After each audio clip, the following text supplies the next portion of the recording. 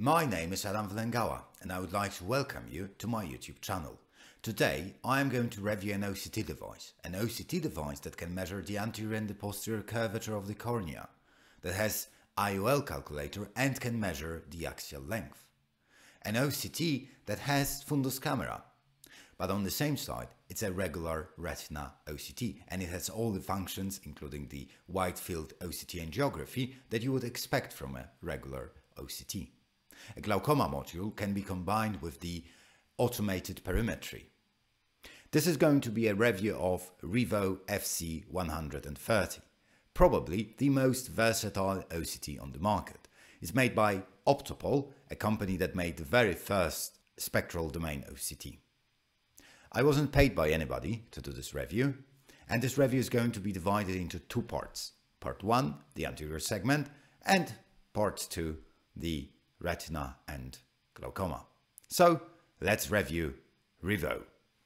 There are several types of Revo, so this device that I'm going to review is the Revo FC 130. 130 stands for the A scans per second, so this is 130,000 A scans per second, while FC stands for the fundus camera. So this is very fast. This is in fact the fastest SD-OCT on the market, and it has a fundus camera. There are also other types of Revos like 80, 60, 110. So this number always stands for the A scans times 1000.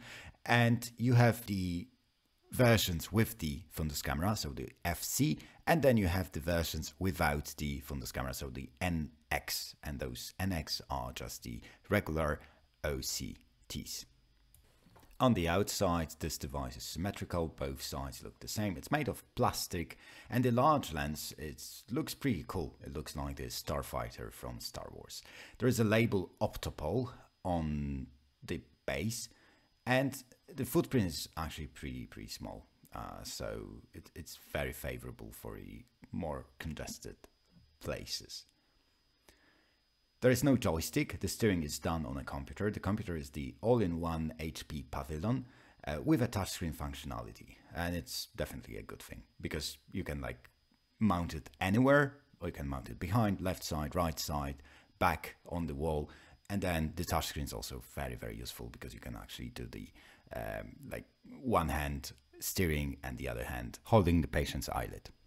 It has 6 USB to at the base and 4 behind, HDMI, DVI and Ethernet. There's also a CD disc available, so it's more or less all in one. Okay, so let's start the device and see how long it takes. As I mentioned, it's 130 A scans per second. The resolution is roughly 3 microns, and it has all the functionality of retina OCT plus IOL calculator and biometry topography, axial length measurement, and also the anterior segment imaging. The camera has 12 megapixels resolution, and more or less it's done. So it's very fast, thanks to the SSD drive. Now I'm going to demonstrate how easy it is to take a picture, and I'm just going to do it myself without the technician. So it has touchscreen, so it's more or less easy.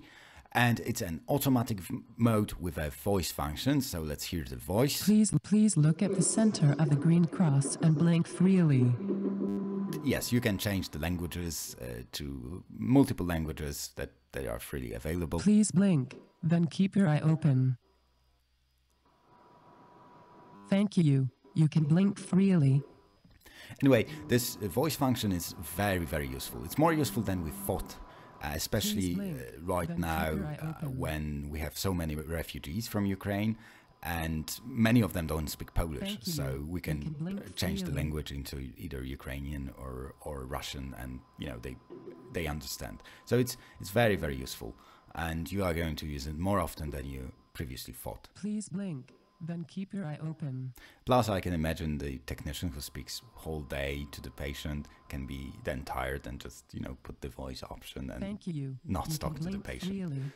So you see, I'm actually running a protocol. So protocols are like the type of scans that are followed automatically one by one.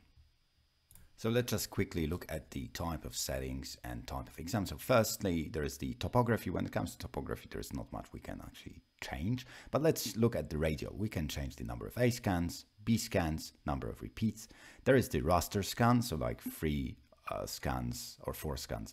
And then you can change the number of repeats and also scan width, scan length, scan height, step, scanning angle, and also very conveniently, you see the time required to do it. We can set as default, we can restore settings and do it. Another type of scan is the B scan, the high resolution B scan. So this is the highest resolution type of scanning, and it can be up to 18 millimeters. So the number of repeats, because the machine can average then. So the more repeats, then probably the high resolution you will get. Another type of scan is the 3-dimensional scan. Here again, you can change the number of B scans to achieve high resolution. And then we have the full range. So full range scans are like the regular scans, but they have very high depth. So this is the 6 millimeter depth. So for anterior segment, that's very, very convenient. And then there is the axial length type of scan, and with the axial you can change only the number of repeats. So we saw how the device functions with an easy and highly cooperative patient like me, and let's take a challenge. So this is going to be a kid with nystagmus who has aniridia, and let's see how it goes through a real-life test and real-life scenario. So this time, because it's nystagmus, there is no way the machine can actually get the automatic mode. You need to do it manually. So you either click on acquire or you double-click on the screen on the C gate, and then it's taking the exams automatically. You can naturally change the placing of the OCT scanner on the infrared view. Another thing that you can do here is actually enlarge and decrease the sizing of the scan and also the spacing of the raster. So everything that I showed you on these settings can also be done here with your mouse. So you probably saw that I changed the number of A scans. I did it because I wanted to speed up the process. This is very, very useful techniques just to decrease the resolution and by decreasing the number of A scans, and then decrease the number of time required. So let's look at the results, and the results are very good. So this is remarkable how great the scans looks despite having nystagmus and quite troubles cooperating. We wanted to see the aniridia keratopathy, which you see this hyperreflectivity on the epithelium on the right side of the raster scan, and it's clearly depicted. So this is what we wanted to see, and it's remarkable that we are able to do it with the OCT. So now is the time to see what you can do with the B scan, and the first thing I'm going to show you is to change the reflectivity of a scan. So if you have a patient like this, so this is the band keratopathy after vitrectomy, and you can cut some reflectivity from the band so that you see epithelium well. Naturally, you can do the opposite, so cut the hyporeflective parts of the image by doing this top arrow. So we can zoom in with the scroll, and then when you right click, you have the pop-up menu, and then you can change the color and also fitting of the image. Let's go back to the black and white. And right now you can change the brightness and contrast with the right click of your mouse. So you just drag and change the position of the mouse.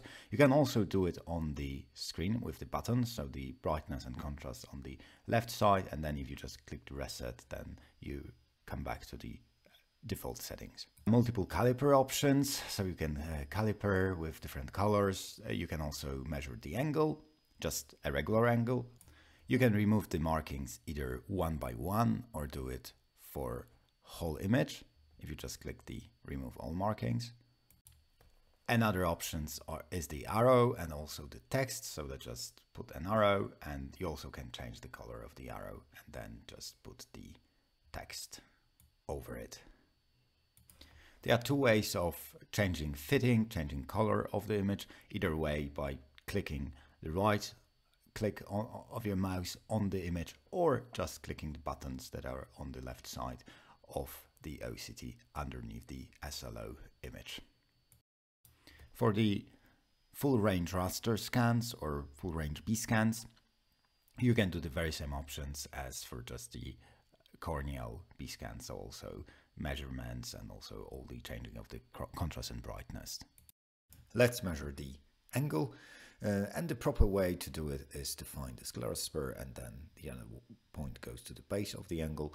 You just click on it and it's done semi-automatic, so you have the AOD and TSA 500 and 750 plus the angle, trabecular iris angle. If for any reason you want to measure AOD and TSA in patients who have a closed angle, this is how you should do it in that kind of patient. I actually recommend using color yellow because it's the best visible color.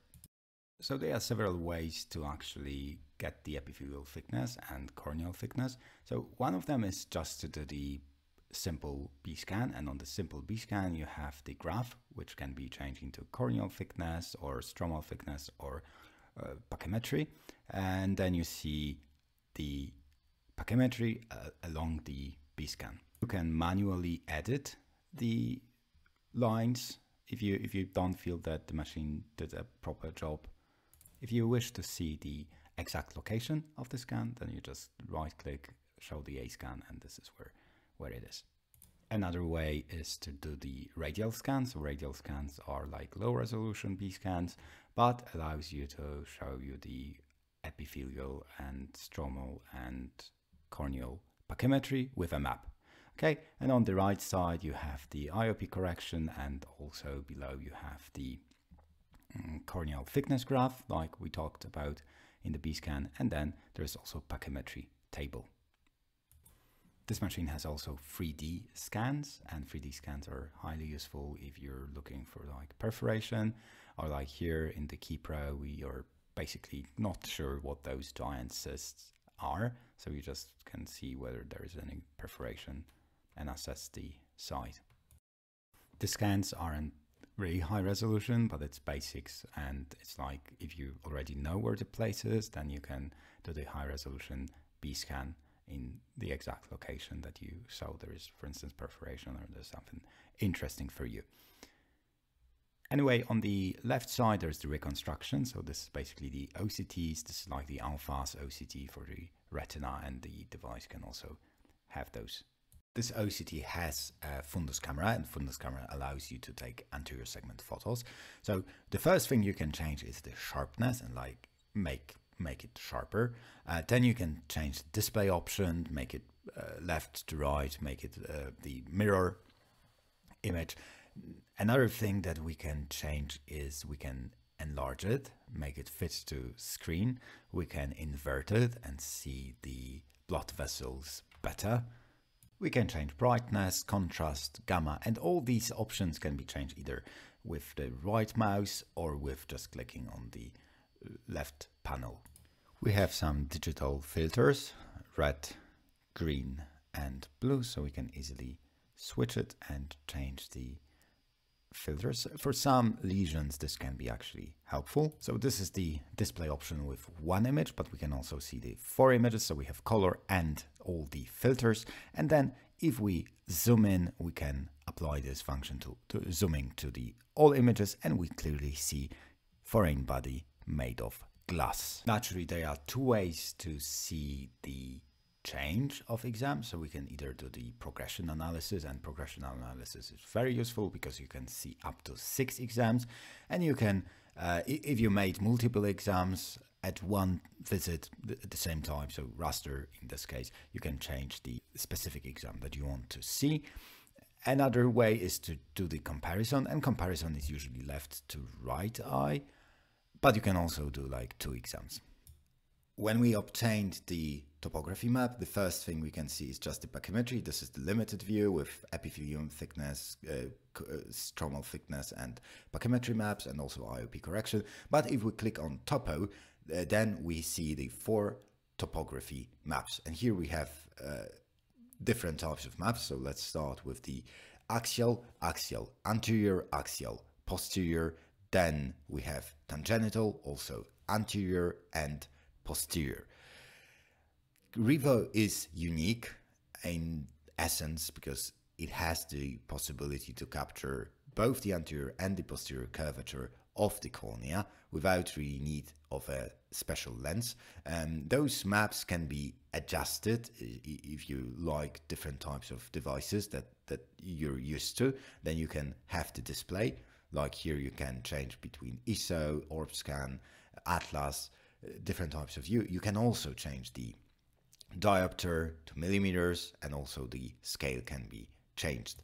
So let's change the axial into refractive. So we have 4 refractive maps: refractive kerato, refractive power anterior, refractive posterior, and also total. Here as well we can change different types of scales and different types of viewing option.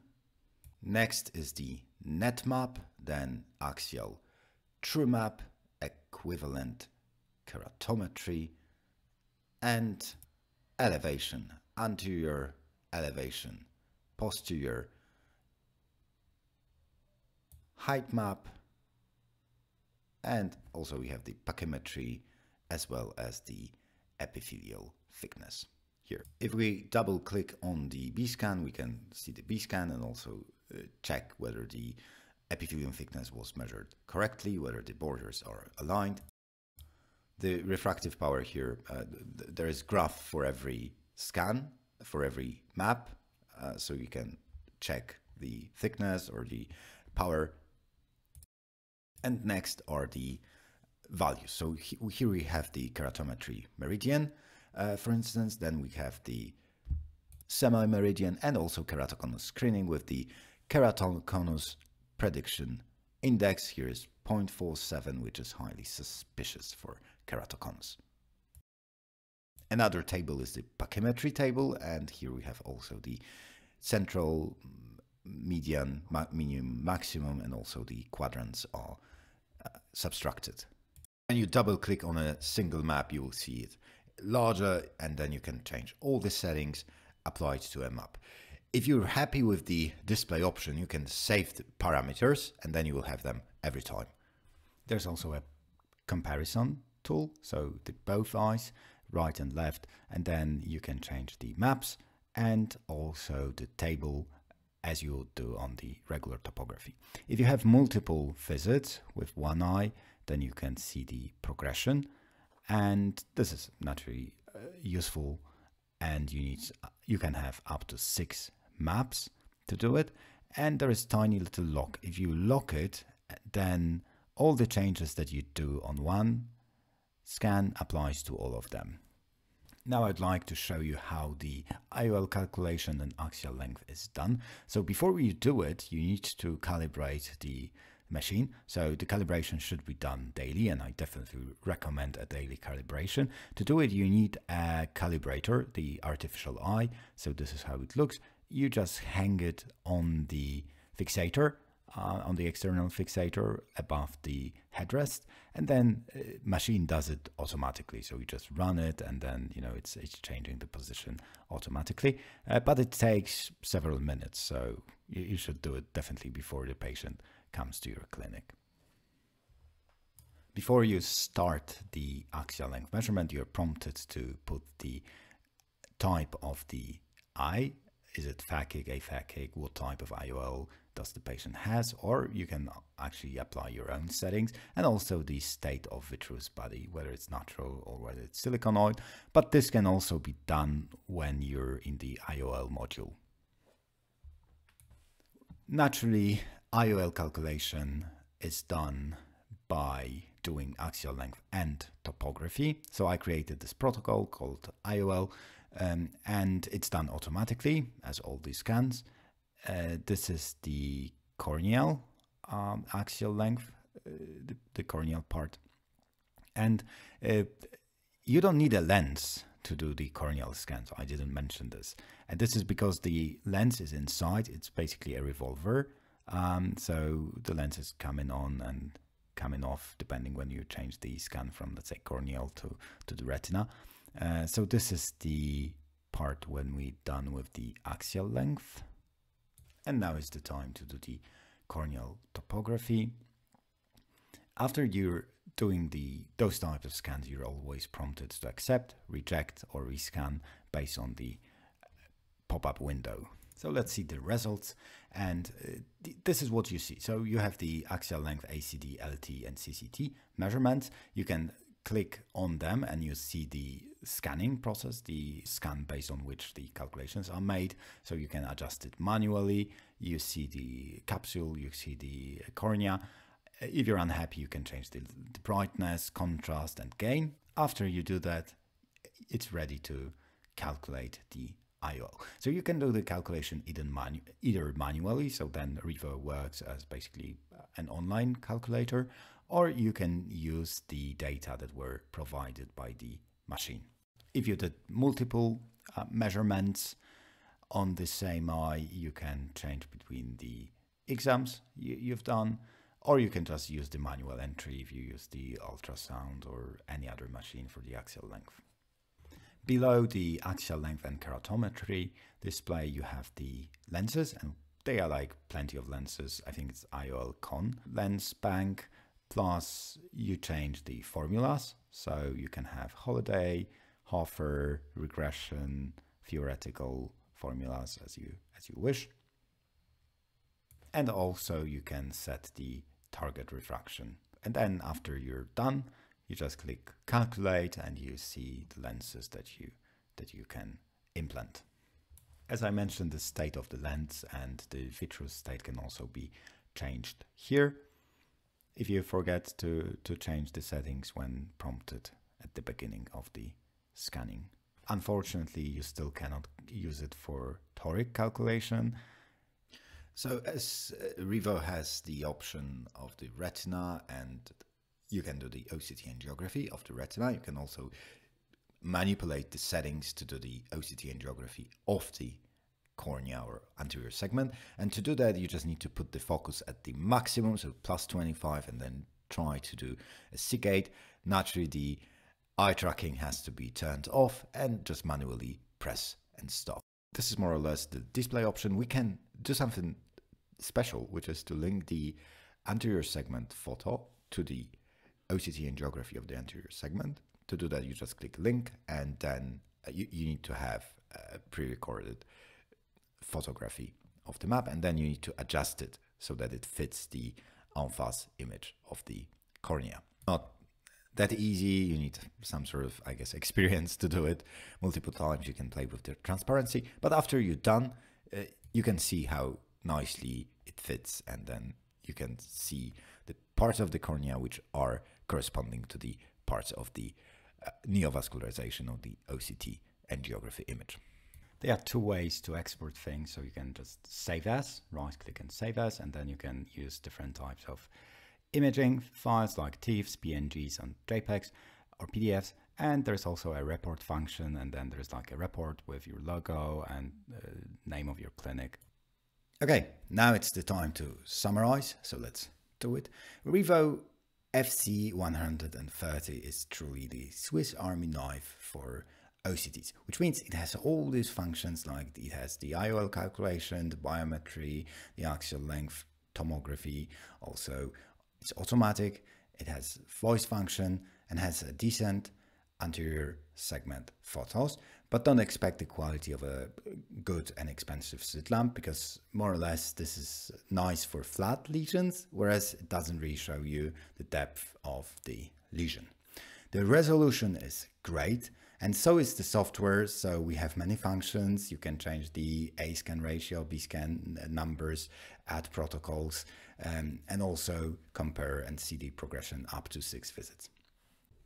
So what are the downsides? Firstly, it doesn't have keyboard shortcuts. I think another problem is that the software can actually be quite complicated. So for instance, I truly do not understand why you need to know the number of total A scans, but it's kind of okay, but doesn't bring you anything. And then the fact that you can do things with your mouse and then also buttons can lead to some confusion in some users. But I do understand this is like the dilemma between what should you do? Should you keep it simple and then lose many functions, or should you have many functions and then make it complicated? But you know, it's like never-ending problem in software development. On the other hand, and this is very, very important, is that this is one of the best things is that the price quality ratio is just astounding, right? The price of this device compared to other devices is just, you know, like mind-blowing. Okay, so now it's the time to compare it to the competitors. So let's just start with the same category of devices. So the Retina OCTs with that has the functionality anterior segment imaging, like Zeiss, Cirrus, or OptoView, Solix, or any other devices like this. So those devices, they don't have tomography, right? They only just give you a big scan and pachymetry. You can measure angle, while Revo provides you anterior, posterior, curvature, elevation, and all the other parameters that those devices just don't give you. So that's the first thing. Resolution is more or less comparable in like those top devices, so it's not really a plus for Revo. But on the other side, Revo is also automatic, has the voice function, and also has the color imaging of the anterior segment. Solix does have, and Solix also has mammography. Okay, so that's the only thing that Revo doesn't have, and the Retina device has. Axial length and biometry calculators also are not present in those other OCTs. Revo also doesn't need a lens, and those devices, they require an add-on lens. So among the retinal OCTs, Revo FC 100 is the true king, and it just outshines all the other retina OCTs in imaging and measuring the anterior segment parameters.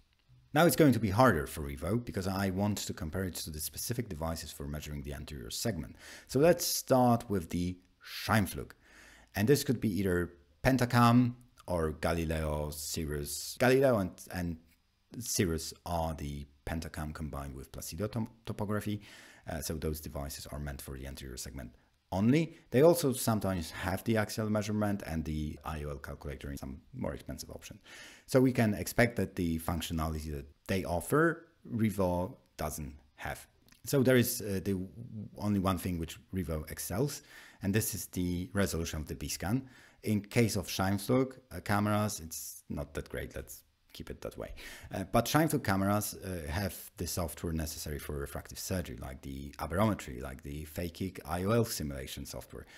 So you can actually see the target audience for those devices, and these are the anterior segment surgeons rather than just people who want to image and just diagnose the things on the cornea.